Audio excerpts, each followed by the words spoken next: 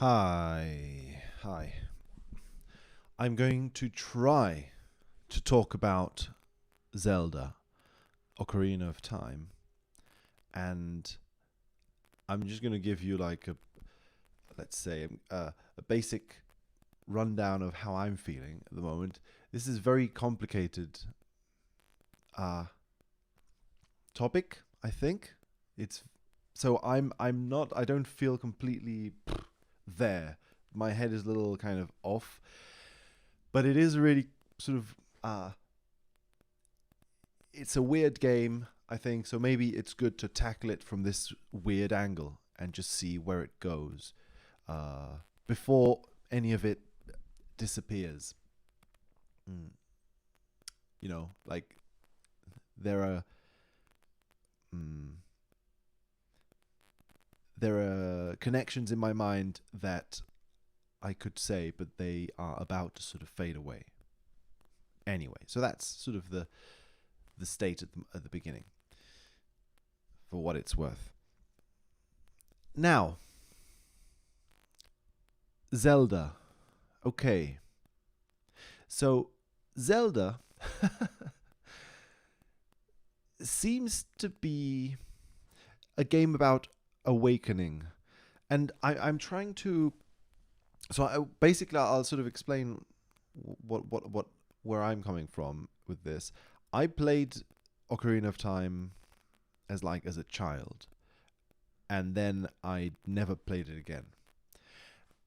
And you know, I've been aware of the story. I've been sort of reminded of the story over the years because it's everywhere, and it's I don't know, you see it mentioned in other places and so on. But it's not a game that I'm very familiar with at the moment, or that is close in my mind. But I am watching a long play of it at the moment, and so everything that I'm going to say is about the first kind of the first short section of the game. So maybe a lot of this has to do with stuff that happens later on that I'm not really aware of now. So I'm just going to speak of it as it happens, as I'm watching it, sort of thing.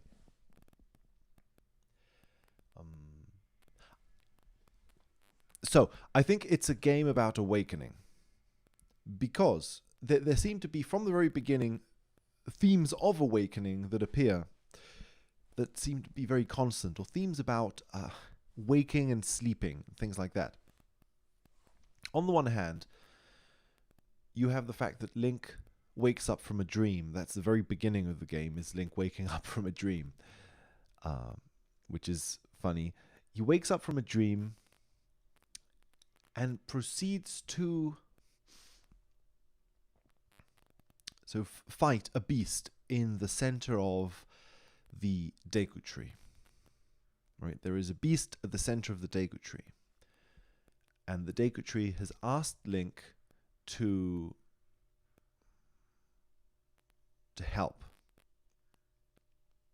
with lifting some sort of a curse, or an impending doom that is coming upon the land. Right, this impending doom is so strong that the Deku tree supposes that Link has been having nightmares about it, and that is true. In fact, Link has been having nightmares about it, and then wakes up, and that's when the game begins. In a sense, it begins with Link waking up from that dream. So it's passing from a state of having your eyes closed to having your eyes open. Is maybe one way to see it.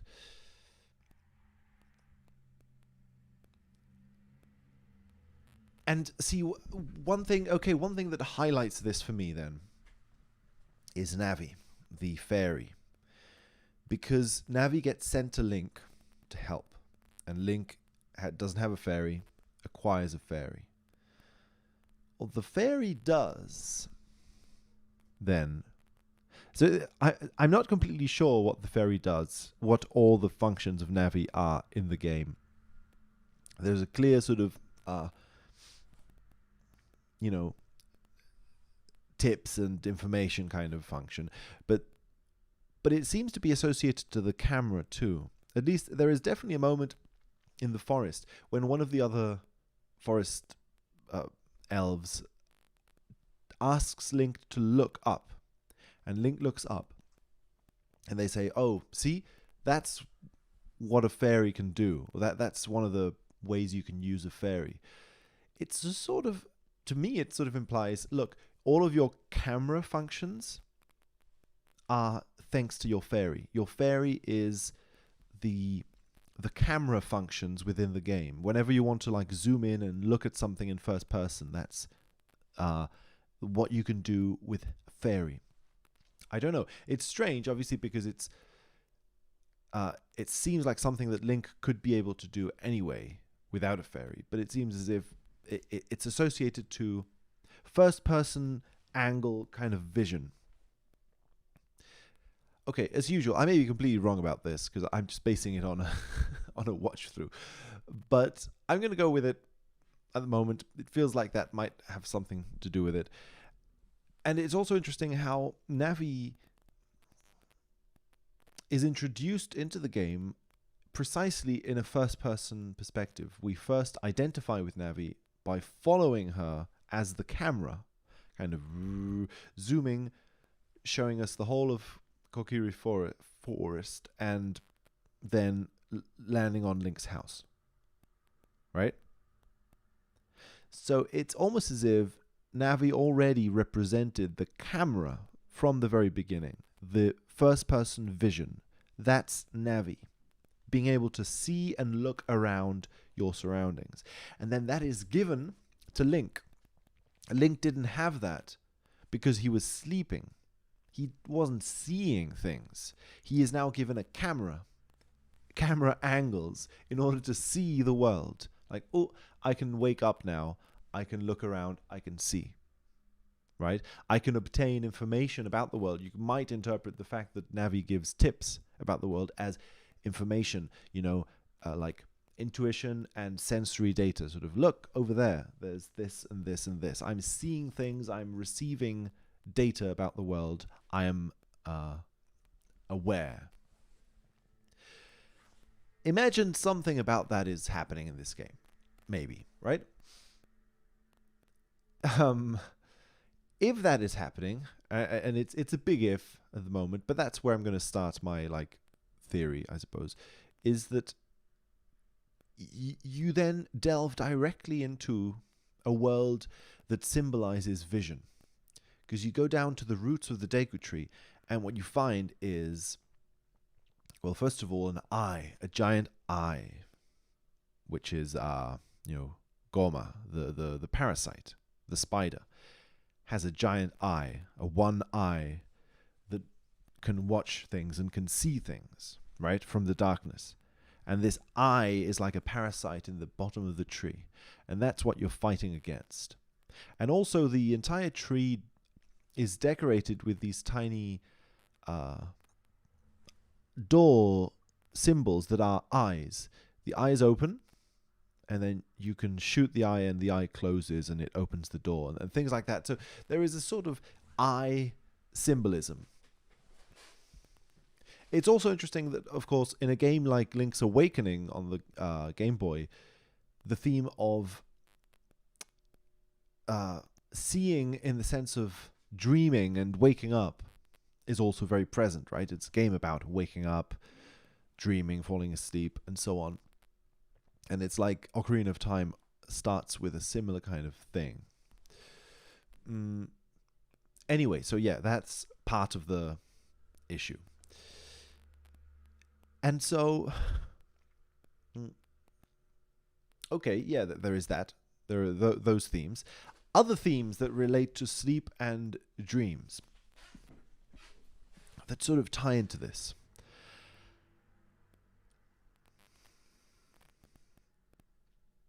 Is that you access the castle, Hyrule Castle, by gaining some sort of an acquaintance and entering into a relationship with the Lon Lon Ranch people, owners.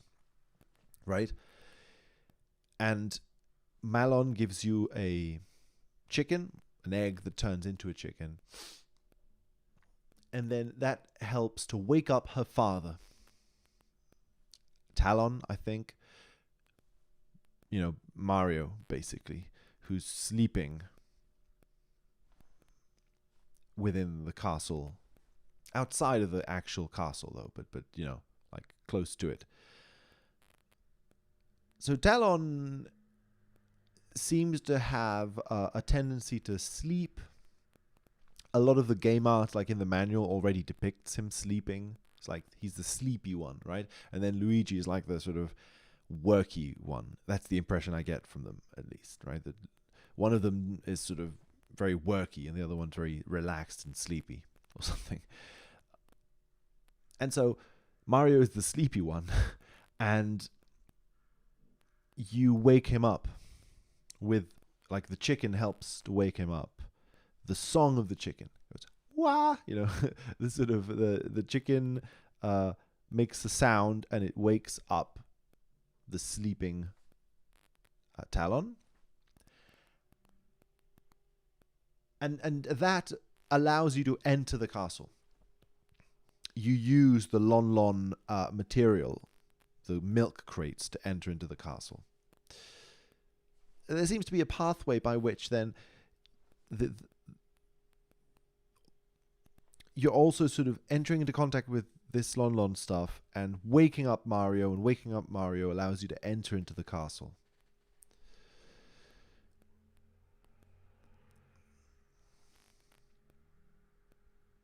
So why was Goma a parasite? Why was Goma something bad in the Deku Tree's belly? After all, we're talking about vision. It seems as if vision has been presented as something good so far, right? You see things and it allows you to do things. You wake up and suddenly you're able to do things that are good, By waking up, Link can suddenly become a hero, you could say, right? By waking up, Talon, avoids being scolded by the Lon people, and so on. There's something about okay, yes, wake up. Waking up is good. Seeing is good.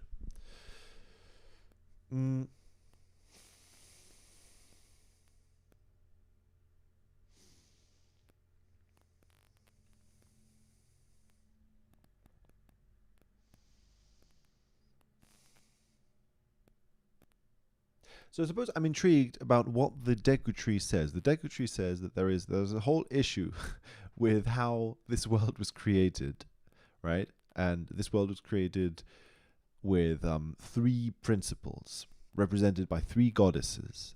And if I remember correctly, I might have to look this up, but it was pure power, strength, it seems. I think that was Din. Okay, pure power, Din, strength, who seems to, I can't remember the name of strength, but strength, and someone else. Yes, power, wisdom, courage. Nairu is wisdom, Ferori is courage, and so on. Okay, so anyway, these are the 3 principles by which the world was created and is maintained in harmony, importantly, right? So there is a certain harmony to the world, the Deku Tree says, and it has to do with these 3 principles. And yet, these 3 principles can be overturned. They exist as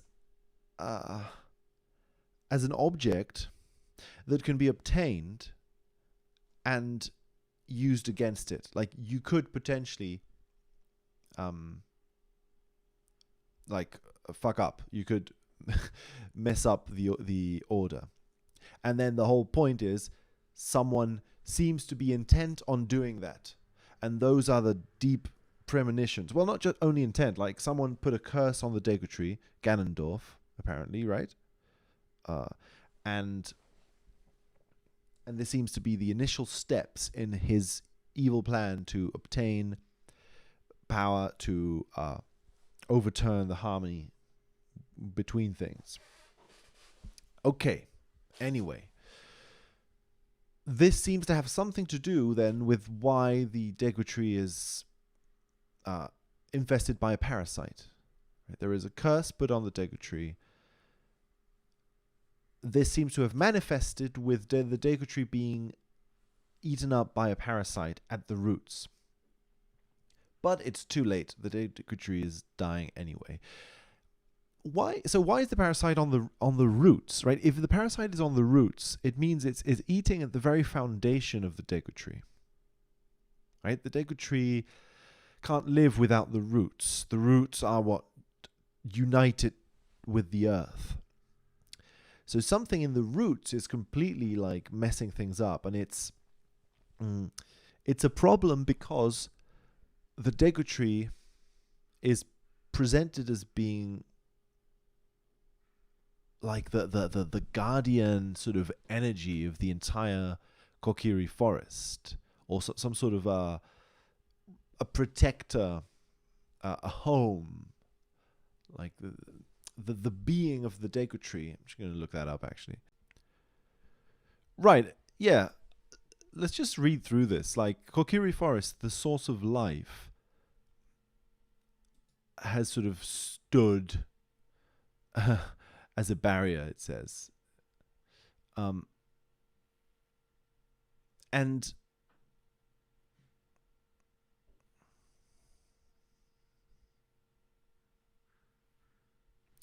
the boy without a fairy needs to begin its journey.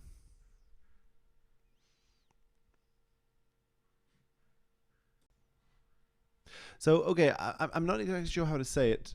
It doesn't seem to say this in the actual game. But it feels as if the Deku Tree is some sort of a guardian entity, right? And that the Deku Tree lives if the community lives, if Kokiri Forest is healthy. And if the Deku Tree is not healthy, then the whole thing is not healthy or something. Like the Deku Tree, it almost seems that the Deku Tree is the guardian in that sense, that whatever is good and healthy is dependent on and interconnected with the fact that the Deku Tree is healthy. So it almost seems to me as if it's metaphorical of like the whole community falling. Like the fact that the roots of the Deku Tree have been rotten is that this is not some small symptomatic issue that you can just cure. There is something in the foundations, right, of the tree and therefore of the forest that has a problem. And the Deku Tree does say Kokiri Forest is the source of life. It's described as the source of life.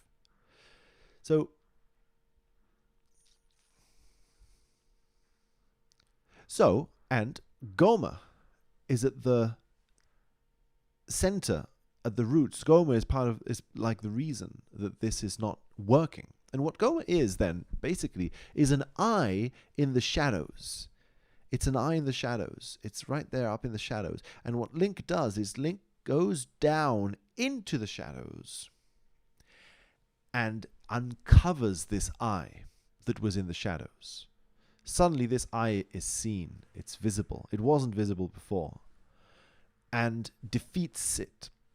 I think that by defeating it, see, this is like just my interpretation of this, is that by defeating something, you're conquering it symbolically. I feel that in a lot of mythology and dreams and things of that sort,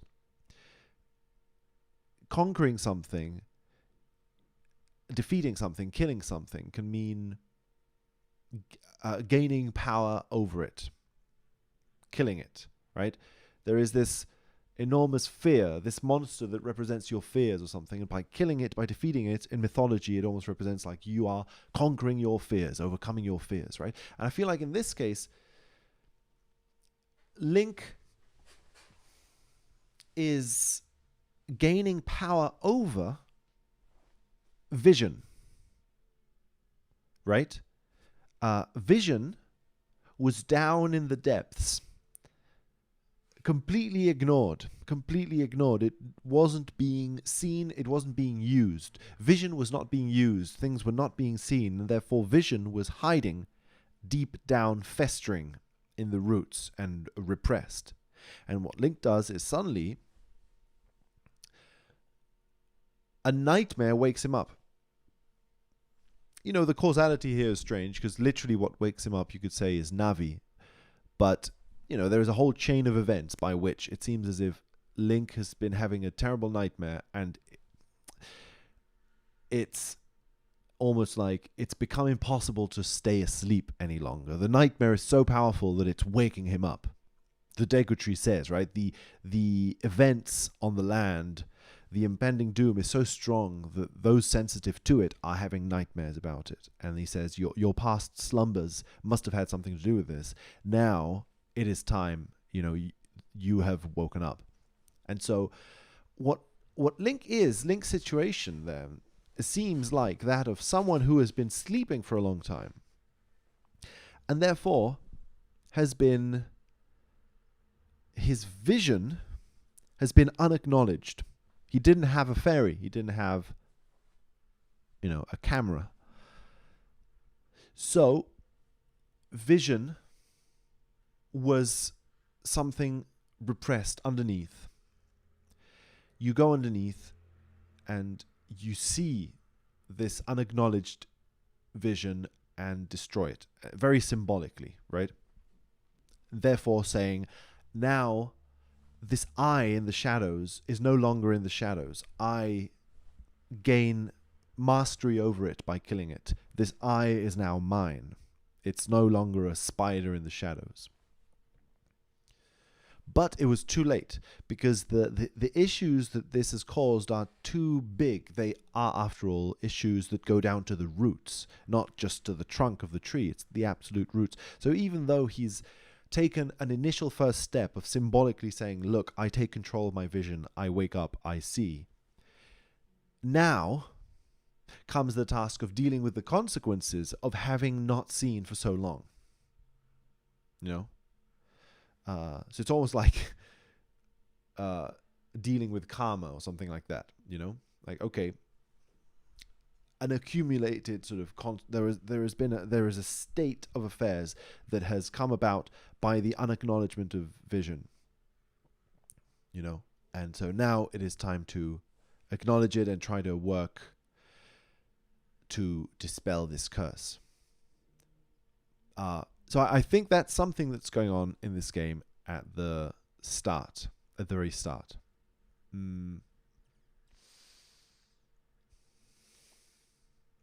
so it's funny that Talon would also be sleeping, because Talon is described as being a fairly lazy person. The fact that he sleeps is associated with laziness. Or, right, when it is negative, when it is scolded by the other characters, it's seen as laziness. You could also say it's a slightly, an enjoyment of just relaxing or something like that. Anyway, but the other characters scold him for being lazy.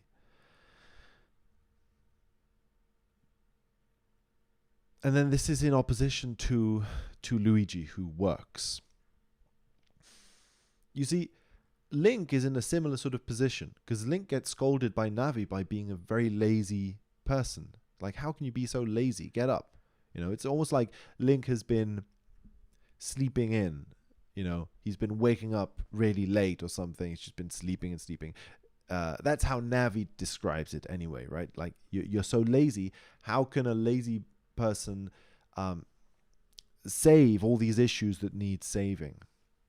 So it's like the first step is like, okay, there has been a state in which you're sleeping that really needs to be dispelled, and you need to have some sort of a work mentality. There needs to be some work put in. It's like that has something to do with it as well, I feel. it's Link as sort of the Link gets presented in the beginning as like a prototypical sort of person who like a sort of a really like a modern subject of someone who's depressed and doesn't have a lot of motivation to get out of bed and do things. And this is then tackled. Navi comes and says, okay, vision is being awarded to you. Now you can see things, now you can do things. And Talon as well, I think, just highlights this theme of sleeping and waking up. Waking up happens with a sound, you know, and this waking up allows you to enter into the castle. Okay, anyway, things of that nature.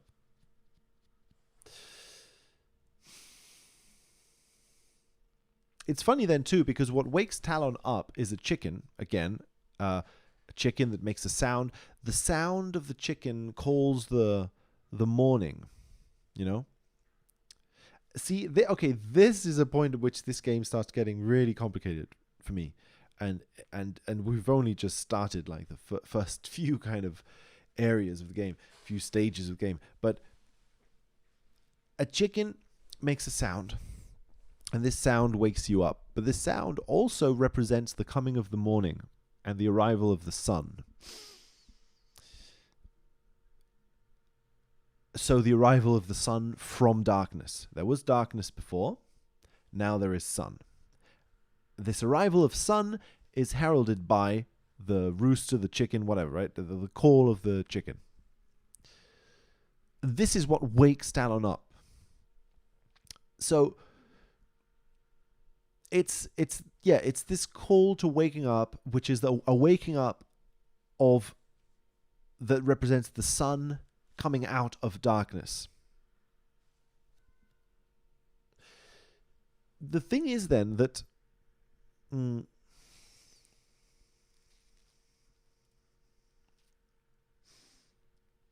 again, this part gets very complicated.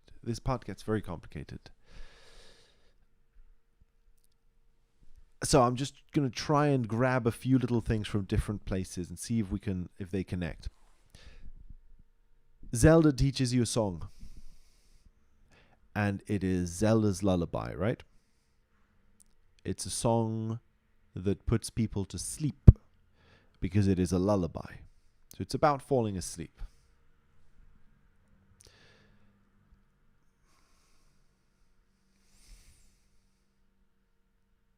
It's about falling asleep.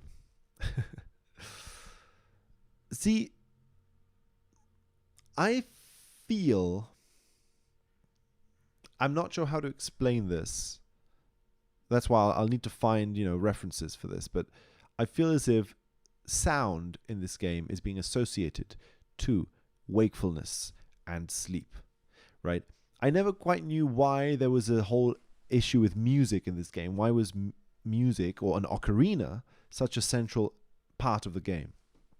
I feel now like it has to do with sound that wakes you up and sound that puts you to sleep. Because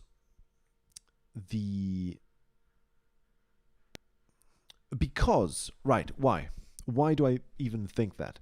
Because there are references in this game, it seems to me, to sound as something that wakes you up. The sound of the chicken wakes you up. Okay, I'm focusing on this chicken also specifically, and maybe this is important to say, because there then is a strange connection. I feel there is a strange connection between Impa, Zelda, and Kakariko Village. Is that its name? Kakariko? I think it's Kakariko. So, Kakariko is a sound in Japanese. It's an onomatopoeia for the calling of a chicken, of a rooster. It's Kakariko. It represents a chicken, announcing daylight. So the whole vision has to do with sound, the sound of a chicken, that calls the morning and therefore wakes you up. We've been shown that the sound of the chicken wakes you up because the sound of the chicken is used specifically to wake Talon up. So we know that the game is aware of this. The chickens have something to do with waking people up. And then there is a whole village that has to do with that sound. The whole village is filled with chickens, and the name of the village is the sound that wakes you up.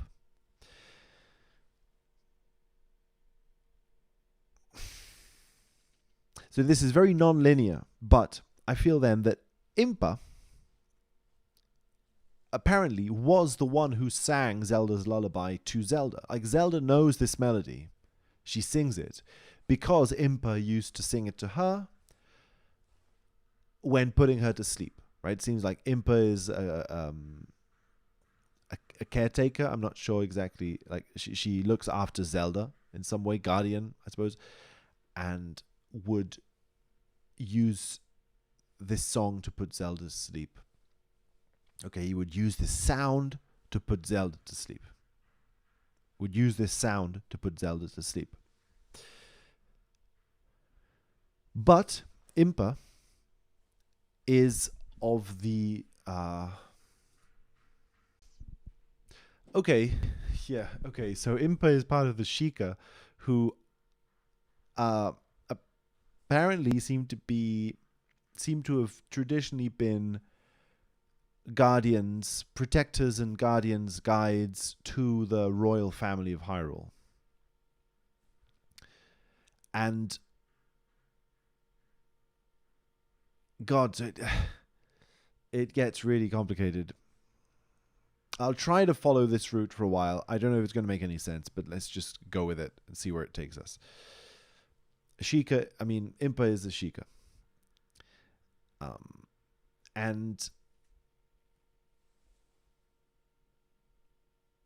And so this song, the song that puts people to sleep, comes from a place, Kakariko Village, right? That's the hometown.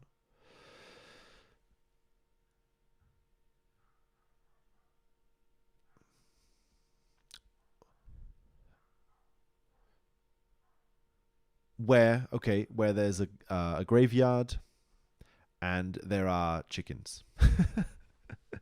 Okay. There's a graveyard and there are chickens. Let's see. There's a graveyard, there's chickens. In the graveyard there is there seems to be the several tombs of the royal family, or there seems to be a royal family tomb. And within this royal family tomb there is a poem relating to death, and how it's also about how death comes from life and life comes from death. So in this graveyard there is an acknowledgement of the fact that there is an interconnection between life and death. It even makes reference to the living dead, like the fact that both categories can sort of exist in the same person, and the fact that the sun rises from the darkness and it goes back into the darkness, and then the sun comes back out of the darkness. So that there is a kind of vision of, yes, death is the end of life, but then life is also the beginning of death, and that they're both interconnected, that they don't actually ever end in any way. They're just interconnected in this complete way. And in order to, it almost seems as if this Hyrule royal family tomb is celebrating the fact that these two things are interconnected by composing a song, the Sun Song. And it's a song that allows the sun to rise from darkness. So it's like in the very center of a graveyard, within a tomb, in a dark place that represents darkness and death, the Sun Song is learnt. So it's precisely in the depths of this place where you learn the secret call, the secret music here, right? It's the secret music that makes the sun rise up. that awakens things. This secret music that awakens things is learnt in the depths of the tomb. This is already a secret, I think. I think that this is already like saying something. In Kakariko village, the village that represents the call of the rooster, the call of the sunrise of life, is the graveyard where things die, go down to sleep. And then from the depths of that sleep arises again the call of the rooster, the call of the sun, Kakariko, the song that awakens things up.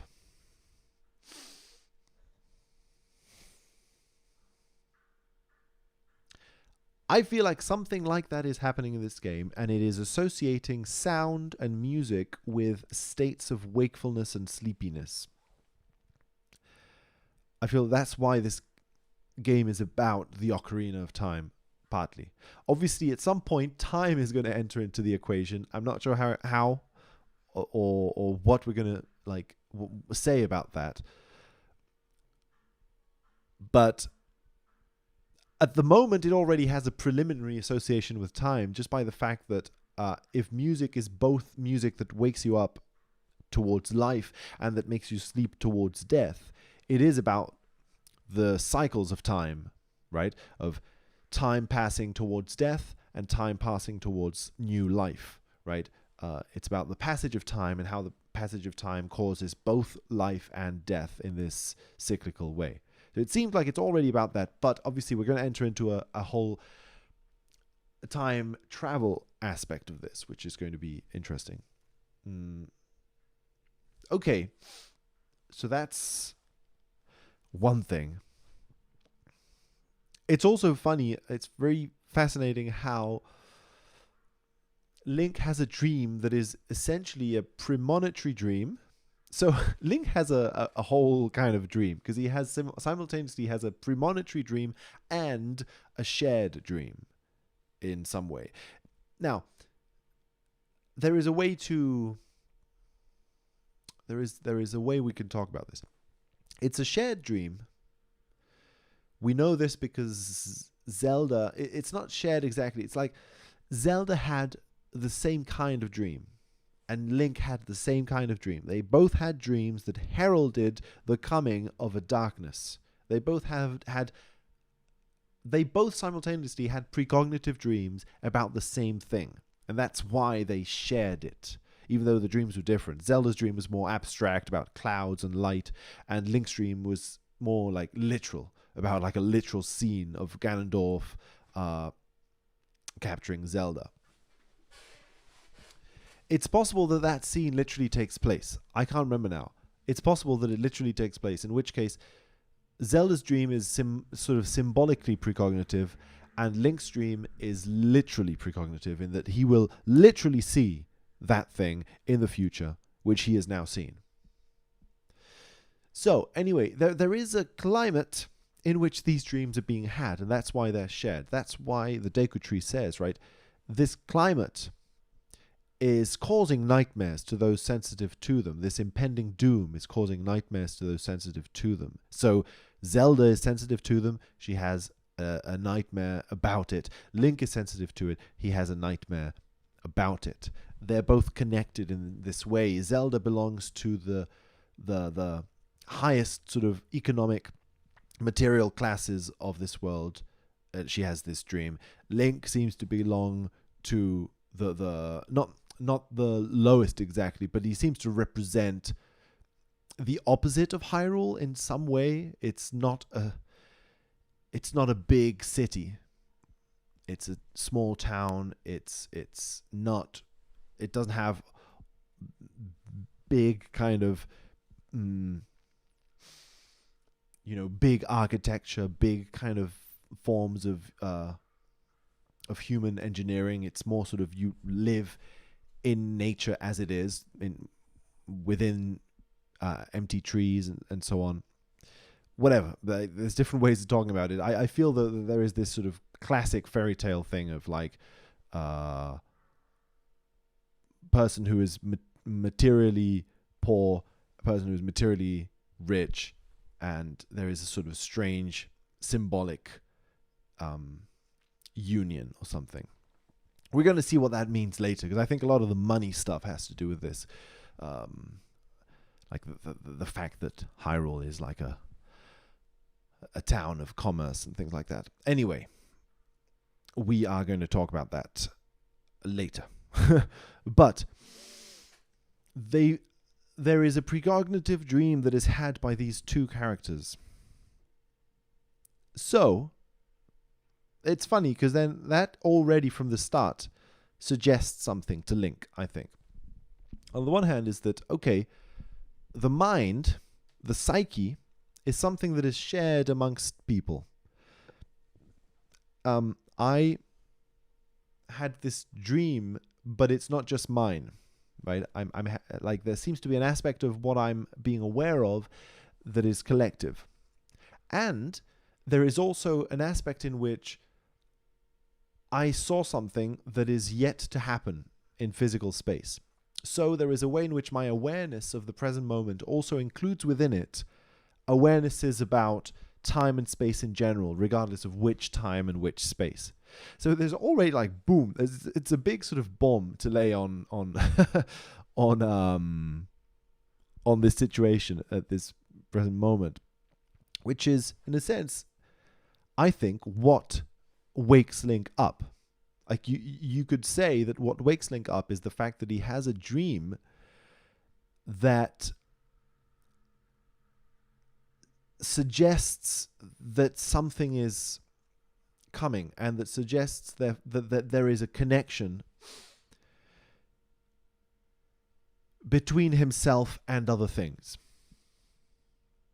I think that's maybe the interesting thing, that he is not disconnected from Zelda.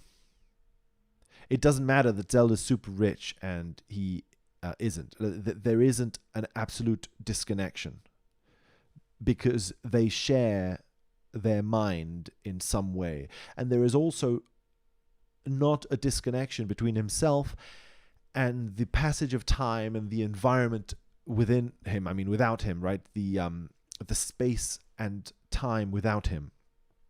There is no disconnection between that. It's not something that he's separate from. He seems to be connected to it, because aspects of space and time that would traditionally be considered to be far away from him are somehow within him. That is to say, events that haven't happened yet, places that he hasn't seen yet, and so on. Things of that nature, right? So he wakes up already to a sort of he wakes up to an experience of interconnectedness between himself and others, and himself and other places, other times, other things in general.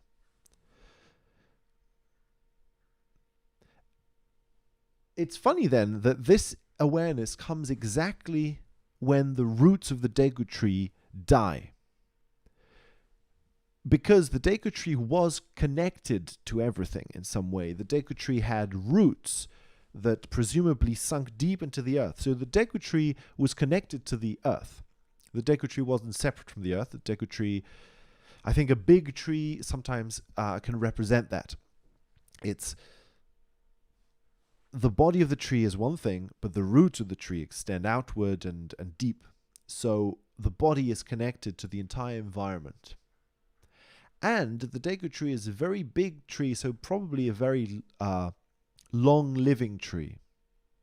So also a tree that has lived through the ages, and therefore the tree's identity is connected to time in a way that, for the perspective of a small boy like Link, a small person, would seem, quote unquote, eternal, right? The Deku Tree has lived forever in some ways, lived for a long time, and the Deku Tree is everywhere. It was connected to everywhere. It's connected to a big part of the world. It's connected to the sun, the water, the earth, and so on. It feels at least like the Deku Tree has something about that going on. And the roots of the Deku Tree, this connection between the individual self and all of space and time is severed. And it's severed by a lack of vision, by a lack of being aware of uh, of this stuff, I suppose. Being aware, I don't know, of what? Being aware of something. So it's precisely this lack of being aware, represented by the eye hiding in the darkness, has eaten at the roots of the tree. And now Link becomes aware of this stuff. When Link becomes aware of this stuff, the father dies. You know, before it was... It's funny, so in a sense, you could almost interpret it like Link is conquering the Deku Tree, you see. Link conquers vision and conquers, potentially, interconnectedness between everything. And when he conquers this, the Deku Tree can die, because now it is... it's a classic sort of like, you know, king thing of like the death of the king. You know, the king dies so that a new king can emerge. Typical like mythological thing. A new hero can emerge, whatever. It feels that way. It's like now Link has had this sort of awareness of, oh, there is an interconnectedness between all things. I have roots that extend to all time and all place. And now the Deku Tree goes whoop and goes away. It's like, but, and this is important, what the Deku Tree says is true, which is, right, or at least what a Deku Tree can be taken as true, should be taken seriously. There is something, there is there is some sort of a problem. There is some sort of a problem, some sort of a curse. And so, see, again, it's like things are interconnected. The fact that Link has woken up doesn't mean that waking up is disconnected from going to sleep, or that going to sleep is disconnected from waking up. It doesn't mean that life is disconnected from death and death is disconnected from life. It's like Link has woken up, but precisely because of that, there is an issue regarding death that needs to be solved and addressed in some way. The interconnection between life and death, maybe, is the issue that Link is having to solve, perhaps. Because the Deku Tree represented, I mean, the Kokiri Forest represented the source of life. Okay, good, the source of life. But now we need to sort of unite it with death, with the source of death. This is maybe the task that Link has to overcome or something. Maybe, you know, these are all sort of like sketches of what is going on. Let's see if we can find out. So Link is dealing with all this, okay, blah, blah, blah.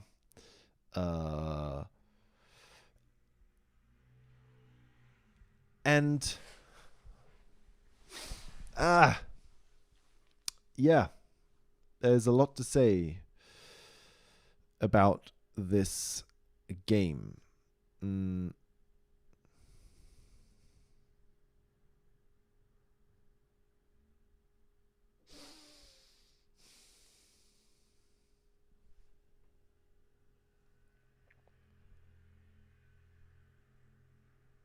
mean, by being green, Link, I think, already represents this sort of like nature, right? Link is a being that comes directly from nature.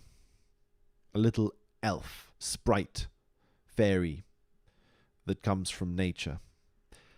Or a sprout, a leaf in some way. It's literally like a sprout, I think, that comes from nature, right? The Deku Tree was this big tree. Now there's this little sort of green being that comes from nature and leaves towards the world.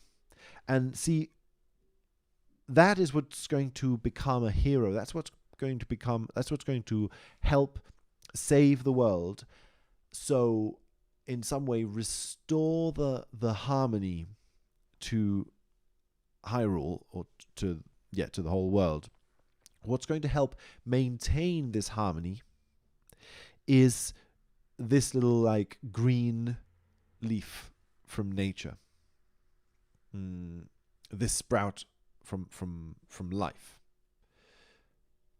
Right? This sprout from life goes up to Hyrule. Hyrule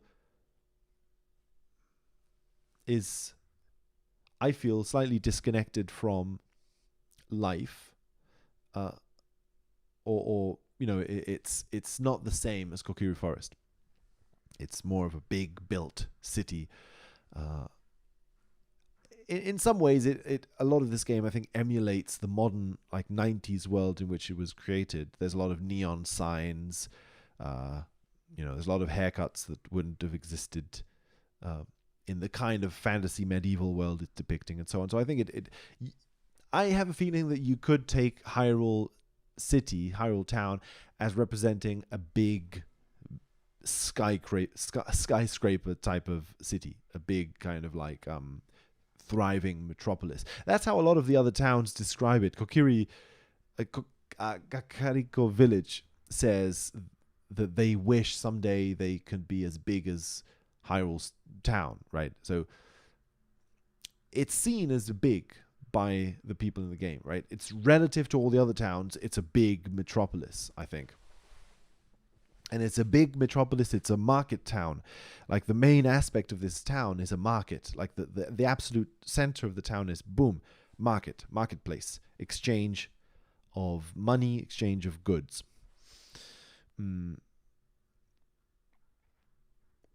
That I think is going to play a role at some point in the game.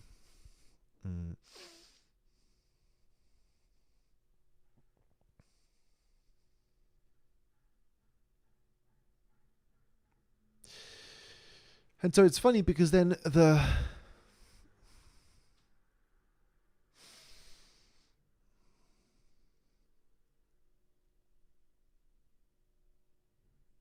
person who's going to destroy this harmony is a person from the desert. I'm interested in seeing how the game develops this later on, because it's interesting. I'm not sure exactly what role Gerudo Valley plays in this game exactly, and what role the Gerudos play in this game exactly. I'd like to find out. But from like, okay, there is a way in which this game is depicting this that's pretty fucked up, or like there's something like weird about how it's being depicted, right? Because the both the Deku Tree and Zelda seem to have these like immediate prejudices about anyone who comes from the desert. Maybe not. Maybe they just have the prejudice specifically about Ganondorf. I don't know. But it kind of plays, I think it plays into certain themes, right? That come from the sort of fantasy literature that it's drinking from, probably, right? So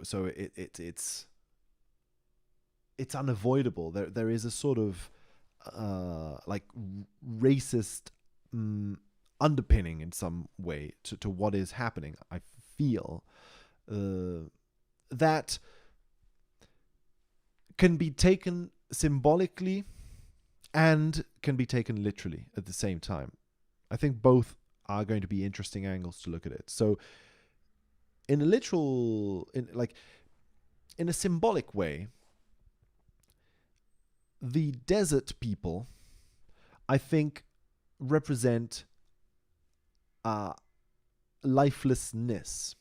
Again, I'm going to see whether any of this makes sense when I continue, playing the game. But at the moment, it feels like the reason the Deku Tree has of mistrusting someone from the desert is because the desert is not a place of life. The desert is a dry place without plants, without, vegetation, without water, without, many animals. Obviously, this is not true. I mean, symbolically, I feel feel like this could be one of the symbolic meanings that is being associated to Gerudo Valley in this game. I feel. We'll see. Right? That Kokiri Forest is thriving, like, wow, nature, plants, trees, fruit, water. And then Gerudo Valley is the opposite. No trees, empty, desert, dry.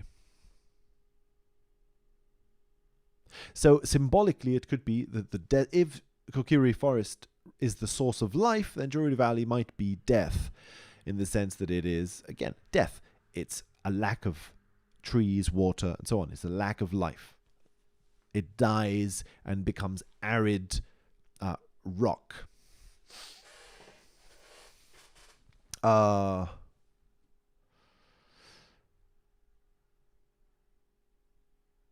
Okay.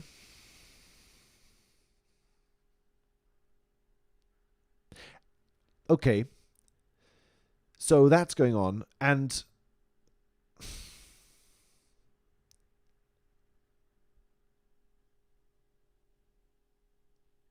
it plays into the market thing, in my opinion. That's why I'm interested to get to that part, because I feel like this game is touching upon these themes without completely touching upon them, because it's kind of resting on all these foundations of historical fiction and fantasy writing and so on. There's a lot of assumptions that are made in this game that are probably just cliches copied from cliches. So there is a big substratum of prejudice in this game that's sort of just built into it, I think. But again, maybe this is completely wrong. Like, I'm not sure exactly how this is going to be treated in the future of the game. But Zelda seems to completely assume that Ganondorf is evil. Again, this is a trope of fantasy fiction and just legends and myths in general, that the evil person is like visibly evil and the good person is visibly good, right? So Zelda sees Ganondorf and says, oh, look, obviously evil person, right? Look at his eyes. It's funny because the eyes are focused on, again, vision. Like, there's something about Ganondorf that's immediately evil to Zelda, and it has to do with the eyes.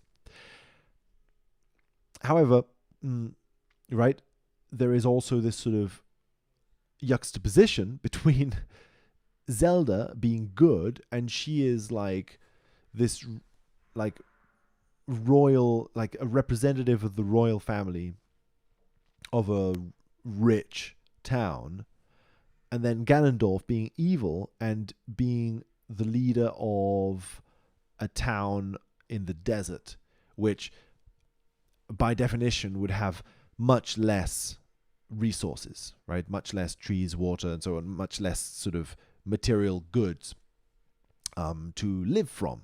So there is an association between good and evil being made here that's already like cut at the economic level in some way. That's interesting. Also because the Gerudos are described as being thieves. I wonder what, how this plays out. But again, it feels like the reasoning behind this is probably that the Gerudos live in the desert, therefore they, again, have very little trees, very little water, very little direct access to material resources with which to live. So probably the only way in which they can live is by robbing it from other places. Right? So I'm wondering how this theme is treated as well, because then that like the fact that they're thieves maybe is described by the characters as being like, oh, it's something evil, and it's a part of why Ganondorf is an evil character, because he's a king of the thieves, right? But again, just judging from the initial situation, obviously they'd be thieves if this is the situation, right? If there is a complete kind of how to say it, accumulation of material resources in Hyrule Town. an accumulation that is probably, fastened and made more sort of potentially powerful by the market. So there's an interesting kind of theme there, like there are themes of capitalism bleeding in and stuff like that is interesting, right? And like there is a market in Hyrule, and that possibly could also represent the fact that Hyrule is rich and has a market. So probably material resources from the surrounding area end up bleeding into Hyrule.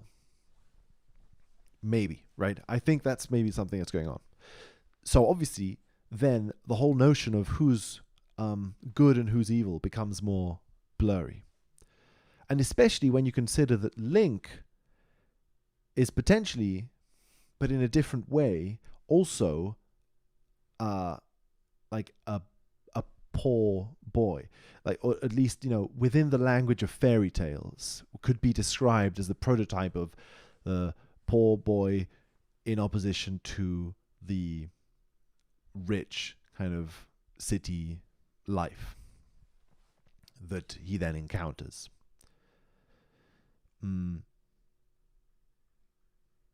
So that's a bridge that I think needs to be built, and that's an interesting point of this game that I think needs to be explored, and I'd be interested in exploring. I'm not sure how this game, addresses this, or if it does. Like maybe, right? Yeah, I'll be curious to see. But this is interesting stuff, and how it relates to all the other stuff, obviously, about vision, waking up, being aware of all this stuff, being aware, therefore, obviously, of the interconnectedness between all things, so that there isn't a strict division between the desert people and the Hyrule people and the forest people and so on, right? There is an interconnectedness, and there is then this sort of more, there is this sort of spiritual interconnectedness between all mind and time and stuff like that, which might play into it. I'm curious to see how that is dealt with as well, and what role mind plays in this whole thing, what role time plays in this whole thing, in relationship to like childhood and adulthood and so on. Because these are the domains that we're navigating, right? With Link growing up, and then it seems to be about, in a way, maybe you could say that it's about revisiting terrains that you were in as a child, right? Link is suddenly having to revisit all these things that he was in as a child, as an adult. It's like this weird thing about covering the same ground, but from a different perspective, in a different time moment as an adult. So in a way, time travel could also be representative of this at a metaphorical level, of traveling to your past, traveling to your past and seeing what is there and dealing with whatever is there. Yeah. Well, that is definitely enough. I'm going to leave it there and see where we go on from here in future episodes. Yeah, thanks. See you.